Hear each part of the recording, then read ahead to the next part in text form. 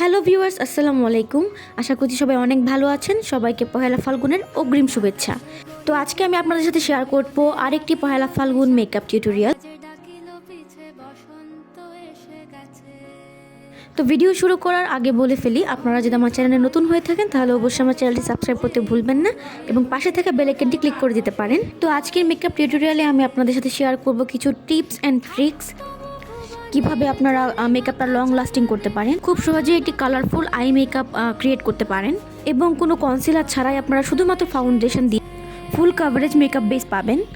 একটা ডিসেন্ট এবং flawless makeup tutorial আজকে আমি আপনাদের সাথে শেয়ার করতে যাচ্ছি। প্রথমে আমি স্কিনটা প্রিপেয়ার করেছি ময়শ্চারাইজার, সানস্ক্রিন এবং সিরাম দিয়ে। তারপর আমি অ্যাপ্লাই করছি পিঙ্ক ফ্ল্যাশের এই ফাউন্ডেশনটি। এভাবে সুন্দরভাবে আগে ব্রাশের সাহায্যে আমি ব্লেন্ড করার পর যাতে আমি ফুল কাভারেজ পাই, তারপর আমি একটি বিউটি ব্লেন্ডার দিয়ে সুন্দর করে ভালোভাবে ব্লেন্ড করে নিব। এতে করে আমার ফাউন্ডেশনটা ফ্ললেস দেখাবে।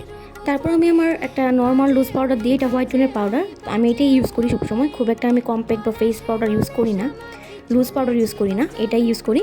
আর আমি জানি এটা সবার কাছে প্রায় অ্যাভেলেবেল, বিশেষ করে টিনেজারদের কাছে। তো আমি এটাই ইউজ করে নিচ্ছি আমার আই বেসটা রেডি করার জন্য।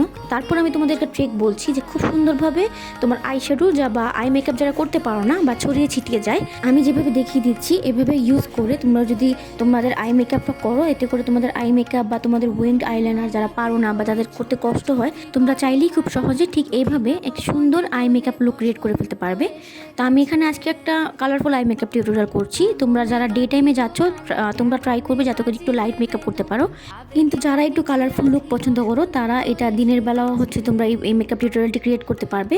কিন্তু এটা আমার কাছে মনে হয় যে বিকেলবেলা বা রাতের একটু বেশি পারফেক্ট। তারপর আমি খুব হালকাভাবে আই মেকআপটা ক্রিয়েট করার চেষ্টা করেছি যাতে খুব বেশি ডার্ক না হয়ে যায়, অনেক বেশি লাউডি না দেখায়। তো দেখো, আমি প্রথমে ট্রানজিশন এরিয়াতে খুব হালকা একটা ইয়েলো কালারের শেড অ্যাপ্লাই করেছি। তারপর আমার আই কর্নারে একটা ডার্ক গ্রিন কালার ইউজ করেছি, আইলিড বা মিডিল পোর্শনে একটা ডার্ক পিঙ্ক কালার ইউজ করেছি। তারপর খুব সুন্দরভাবে ব্লেন্ড করে নিচ্ছি।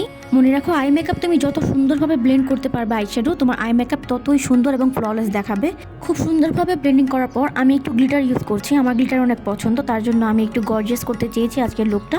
আমি একটু, যেহেতু ফেস্টিভ লুক, তার জন্য আমি হালকা একটু গ্লিটার অ্যাপ্লাই করেছি আমার প্রত্যেকটা আই শ্যাডো কালারের সাথে ম্যাচ করে। তারপর অফ ক্যামেরায় আমি আমার আইলাইনারটা ড্র করে ফেলেছি।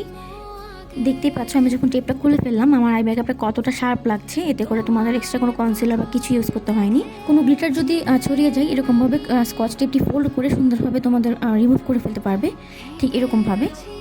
অ্যাট লাস্ট আমি আমার ওয়াটার লাইনের নিচের অংশে সুন্দরভাবে আইশ্যাডোগুলো একটু ব্লেন্ড করে নিচ্ছি। প্রতিটা কালারের আইশ্যাডো নিয়ে খুব সুন্দরভাবে ব্লেন্ড করে ফেলেছি। দেখো এরকম দেখাচ্ছে দেখতে, আশা করছি তোমাদের কাছে ভালো লাগবে।